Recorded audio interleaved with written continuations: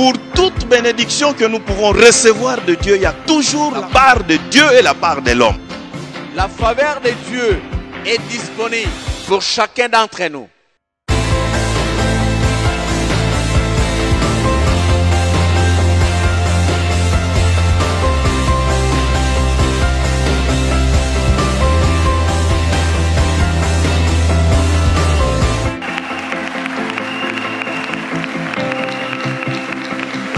Ça, il y a que Dieu notre Père. Notre Rédempteur et notre Maître. Et que la paix de Dieu vous soit donnée, chers frères et sœurs, de partout où vous vous trouvez. Que l'Éternel vous soutienne et vous bénisse au nom de Jésus. Prions le Seigneur. Éternel, nous bénissons ton Saint-Nom pour tes faveurs envers nous. Nous te louons de ce que tu es notre Dieu. Nous t'exaltons de nous porter dans tes bras et de nous témoigner tes hauts faits. Reste avec nous, Seigneur. Reste avec nous parce que tu as promis ne jamais nous délaisser. Que toute la louange et la gloire te reviennent au Christ, maintenant et à jamais. En ton nom, nous prions et nous disons Amen. Que Dieu vous bénisse encore une fois, chers frères et sœurs. Et nous allons en séjour dans d'ascension qui précède celui, le dimanche qui va suivre 10 jours après, donc la Pentecôte. Nous allons lire ces merveilleux passages de Actes chapitre 1, versets 9 à 11. Actes, ai-je dit, chapitre 1, versets 9 à 11, pour que nous puissions comprendre ce qui a eu lieu le jour de l'ascension. Il est vrai que le verset 11 est le plus concerné, mais pour une bonne compréhension, nous commençons au verset 9. Acte 1, verset 9 à 11. Après avoir dit cela, Jésus fut élevé pendant qu'il les regardait, et une nuée les déroba à leurs yeux. Et comme ils avaient les regards fixés vers le ciel pendant qu'ils s'en allaient, voici deux hommes vêtus de blanc leur apparurent et dirent, hommes galiléens, pourquoi vous arrêtez-vous à regarder au ciel? C'est Jésus qui a été enlevé au ciel du milieu de vous, reviendra de la même manière que vous l'avez vu allant au ciel. Alléluia, que Dieu soit glorifié. Telle est donc la lecture que nous avons prévue pour ce jour. L'ascension de Jésus inaugure notre enlèvement. L'ascension de Jésus inaugure notre enlèvement. La montée de Jésus vers le ciel inaugure notre montée aussi. Au premier point, nous allons dire que l'ascension de Jésus-Christ réconforte la foi des disciples. Il est vrai que ces disciples ont passé 3 ans ensemble avec le Christ, mais voici qu'en ce moment, Jésus-Christ doit les quitter. Il les a préparés de la bonne manière et il savait qu'il va les quitter. Mais le moment X, le moment M de la séparation arrive. Ils ne se rendaient pas compte de l'intensité de cet événement, de la grandeur de l'événement. Ils ont vu le Seigneur monter dans la gloire. Il est vrai que jusque-là, ils n'avaient que des informations sur 2 personnes, à savoir Enoch et Élie, qui seraient montés au ciel. Mais cette fois, de leurs propres yeux, ils voient le Maître en train de monter dans la gloire auprès du Père. Et la promesse qu'il avait donnée s'est réalisée ce jour-là. Oui, on peut bien dire que c'était vraiment un temps de consolation. Et les anges même qui sont venus, juste pour les aider à comprendre ces choses, les ont consolés dans ce sens-là. Comme pour dire, vous ne serez pas séparés de votre Seigneur. Il reviendra vers vous, disent les anges. Pourquoi vous arrêtez-vous à regarder le ciel? C'est Jésus que vous voyez, que vous venez de voir monter au ciel, et reviendra de la même manière que vous le voyez, allant au ciel. C'est ainsi que Jésus-Christ, comme il avait promis qu'il reviendra, il s'est montré à Saul, qui est devenu Paul. Il s'est montré à bien d'autres personnes qui se sont rendus compte que Jésus-Christ est vraiment vivant. Il est avec eux et il les accompagne toujours. Cette ascension accomplie sous les yeux des disciples leur a donné la certitude que Jésus-Christ est toujours vivant. Il n'est pas mort, il n'est plus dans la tombe. Il est vivant, bel et bien ressuscité. Et qu'il accomplirait toutes les promesses qu'il avait faites à leur égard. C'était un sujet de joie et de réconfort pour tous les disciples. Ils ont reçu par là l'assurance des réalités surnaturelles. Comme pour dire que le fait que Jésus-Christ vient de monter, ça signifie que partout où nous pouvons nous trouver, il sera avec nous. Parce que là où est Jésus, là est le ciel. Là où est Jésus, le ciel s'ouvre. Dans nos vies, si Jésus-Christ est là, soyons sûrs que le ciel est avec nous. La gloire de Dieu est avec nous. Dans nos maisons, si Jésus-Christ est là, soyez sûrs que le ciel est au-dessus de nous. Dans nos maisons, si Jésus est dans nos maisons, soyez sûrs que le ciel s'ouvre avec toute sa gloire et toutes ses grâces sur nos vies. L'événement de l'ascension était unique en son genre. C'était un événement qui n'a jamais eu lieu à part celui d'Enoch et d'Élie. De leurs yeux, ils ont vu pour la première fois le Seigneur monter. Voilà pourquoi nous aussi aujourd'hui, nous pouvons être convaincus et dire qu'eux ont vu le Seigneur monter. Mais bientôt, nous allons le voir descendre dans la gloire et dans une très grande gloire. Alléluia, que le Seigneur soit ainsi glorifié.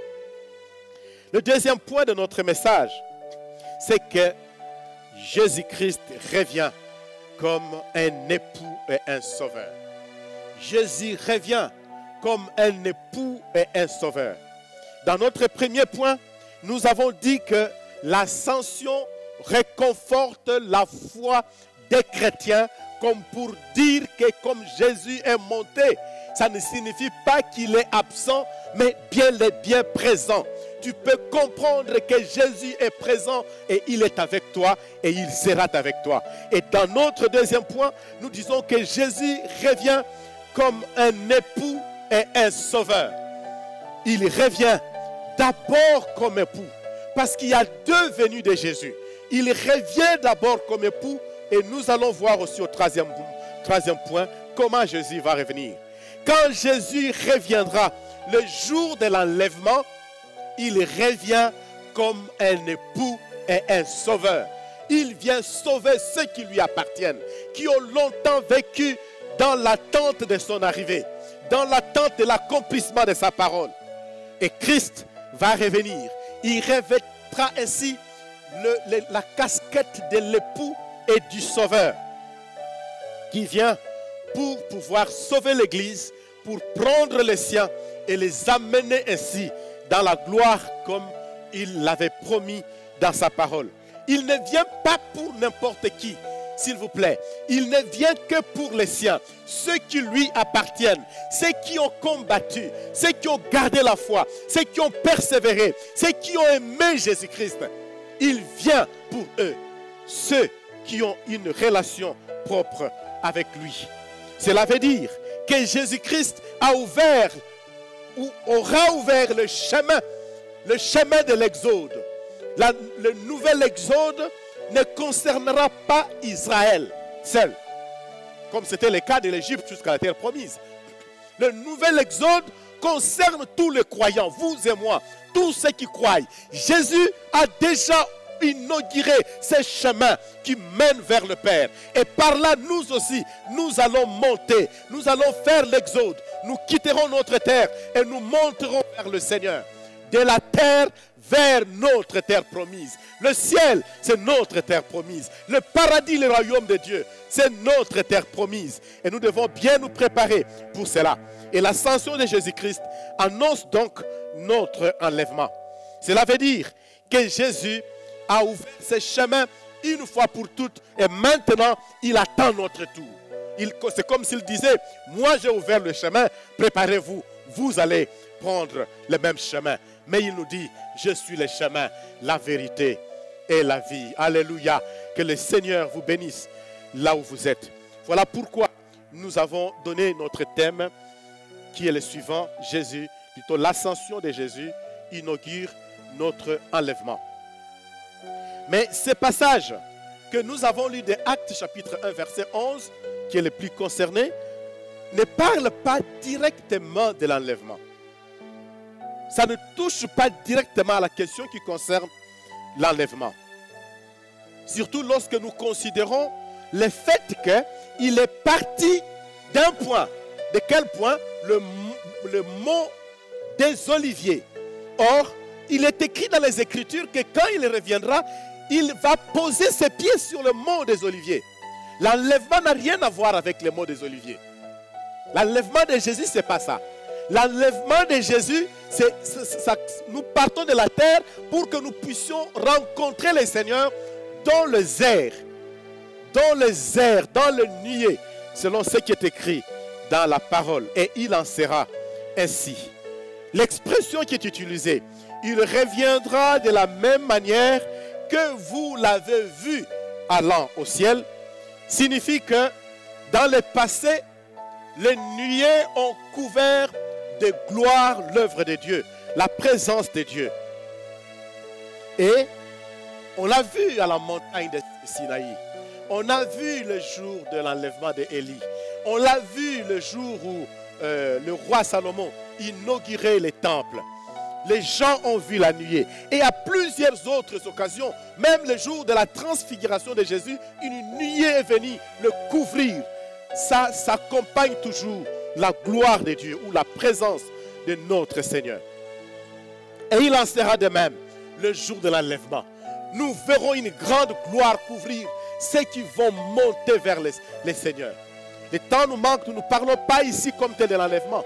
Mais les jours où on en parlera, je suppose que celui qui prêchera parlera de ces choses. Ça sera un jour glorieux tel que vous n'avez jamais imaginé. Un jour glorieux que le monde entier sera ébahi devant ce qui va se dépeindre aux yeux de l'humanité. Ça sera un jour de gloire. Un jour au cours duquel l'Éternel se manifestera vraiment pour sauver ceux qui lui appartiennent. Car ce jour-là, les promesses de Dieu seront accomplies. Alléluia. Que le Seigneur vous bénisse. Le troisième point, c'est que Jésus apparaîtra, non pas comme je l'ai dit au deuxième point, comme un sauveur ou comme un époux qui vient prendre l'église, l'épouse, mais Jésus apparaîtra comme un juge et un roi. Et c'est ce qui est plus concerné par notre verset. Il va apparaître comme un juge et comme un roi. Il vient non pas pour sauver, il vient pour juger. Vous vous rendrez compte que l'enlèvement qui va consister pour l'Église de monter jusqu'à la rencontre avec le Seigneur dans le désert se séparera de 3 ans et demi ou 7 ans tout au plus du retour de Jésus-Christ qui va consister à descendre jusqu'à ce qu'il pose ses pieds sur le mont des Oliviers.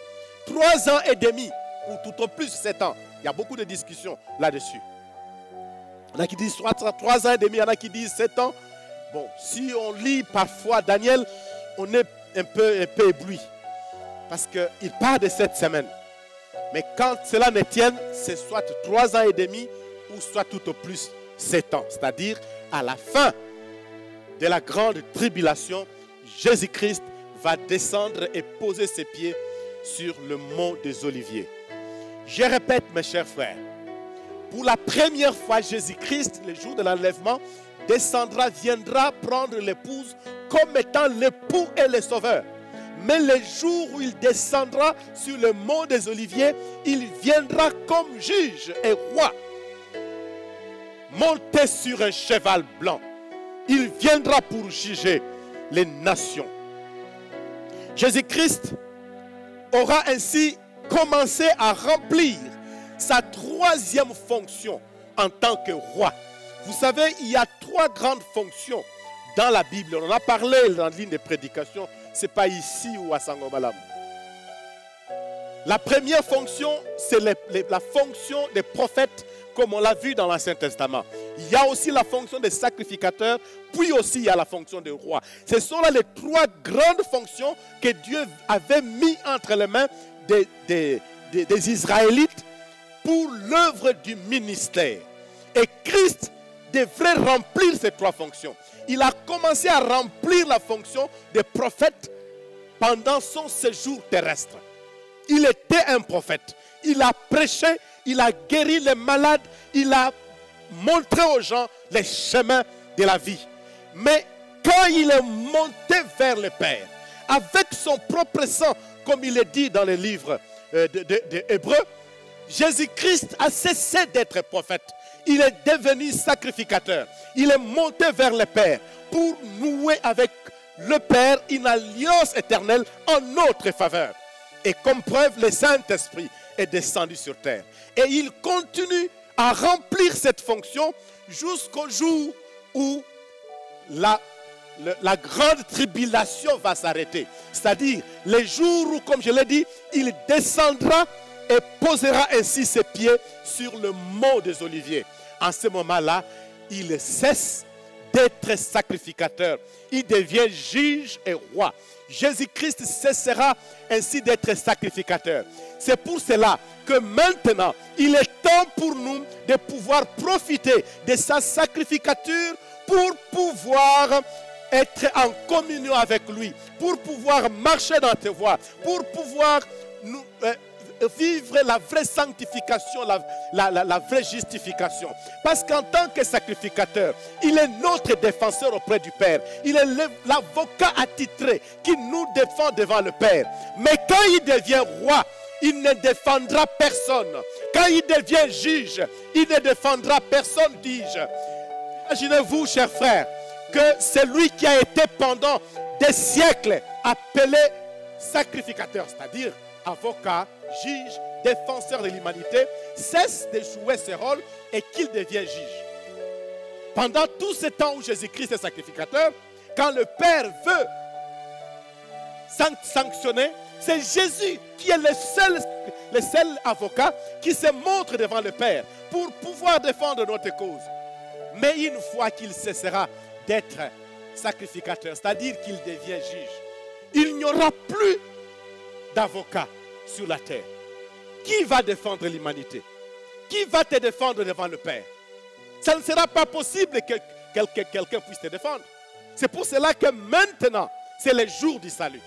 C'est pour cela que j'aime Hébreux. Quand il est dit, quand vous entendez sa voix, aujourd'hui, faites quoi? N'endurcissez pas votre cœur.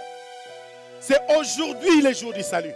C'est aujourd'hui le temps de nous approcher de Dieu. C'est aujourd'hui le temps de garder la bonne relation avec Dieu. Parce que lorsque Christ descend comme juge, ça n'est fini pour l'éternité. Il ne jouera plus ce rôle de sacrificateur, d'avocat, de défenseur des êtres humains. Il devient juge.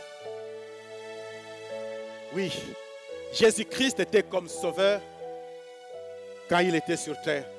Il était sauveur en tant que aussi défenseur, en tant que sacrificateur, mais il devient bientôt juge. Et l'humanité entière doit maintenant écouter la voix du Seigneur qui continue à crier pour dire, n'endurcissez pas votre cœur. Le Seigneur ne va plus recommencer une carrière comme celle qu'il avait avant, c'est-à-dire la carrière de prophète ou encore la carrière de sacrificateur. Il va commencer une nouvelle carrière en tant que juge et roi. Voilà pourquoi je répète une 3e ou 4e fois. Aujourd'hui, c'est le jour du salut.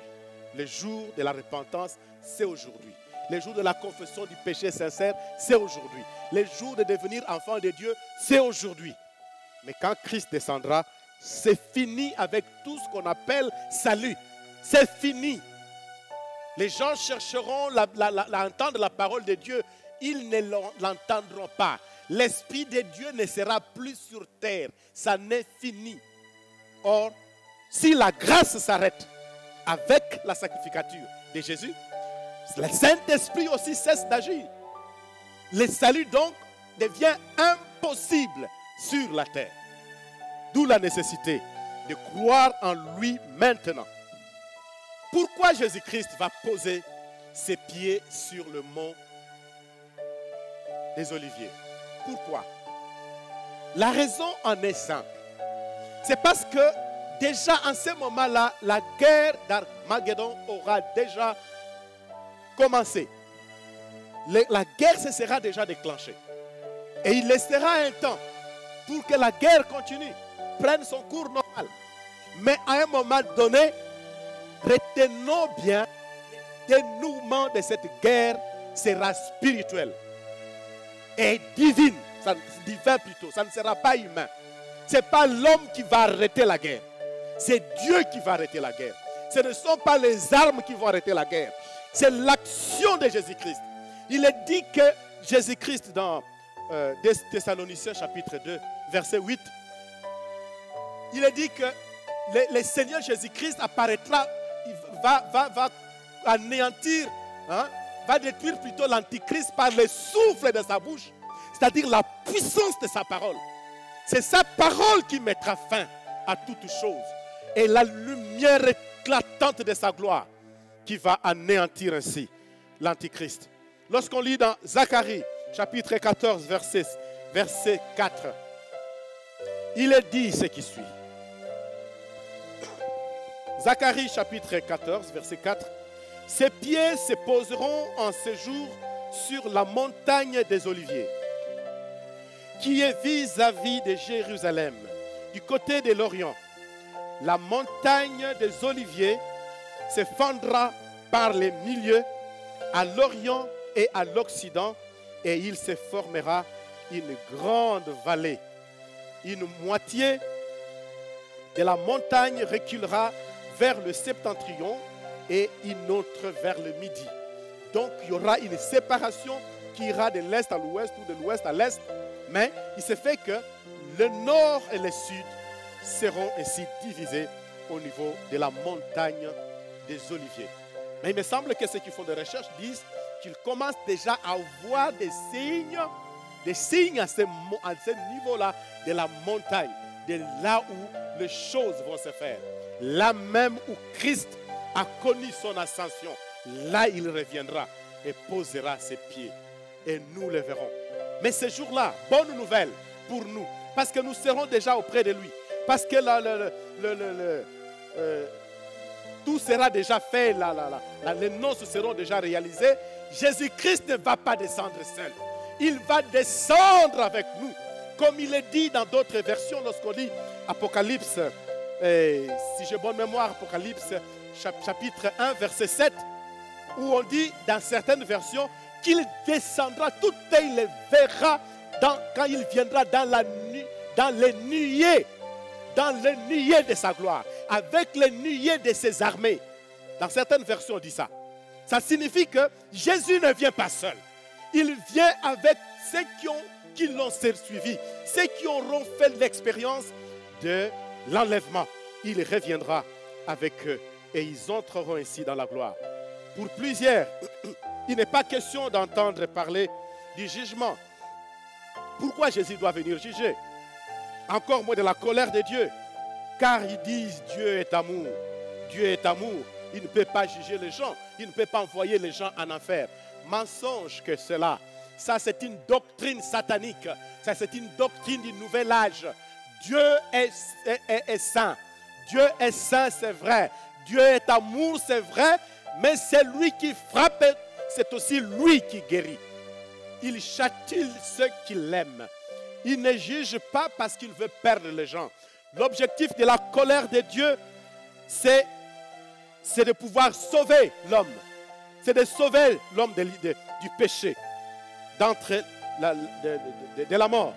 Le jugement de Dieu ne vise qu'à apporter l'aide à chacun d'entre nous pour que nous puissions retrouver les chemins qui mènent vers le Père, les chemins qui mènent au salut. Son jugement vise à débarrasser la terre de tous les méchants, de tous les malfaiteurs, pour qu'un jour, il puisse faire appel à une nouvelle terre et à un nouveau ciel, où la vie sera bien meilleure, comme il avait promis en créant la terre. Nous le voyons avec l'image du jardin d'Éden. Paul dit que Jésus apparaîtra avec une puissance extraordinaire. Je l'ai déjà dit, des Thessaloniciens chapitre 2, verset 8. Ainsi, après la guerre qu'on appelle guerre d'Armageddon, qui sera marquée donc par la descente de Jésus sur le mont des Oliviers, viendra un nouveau temps de vraie paix qu'on appelle le règne de 1000 ans. Et là, il va régner avec nous.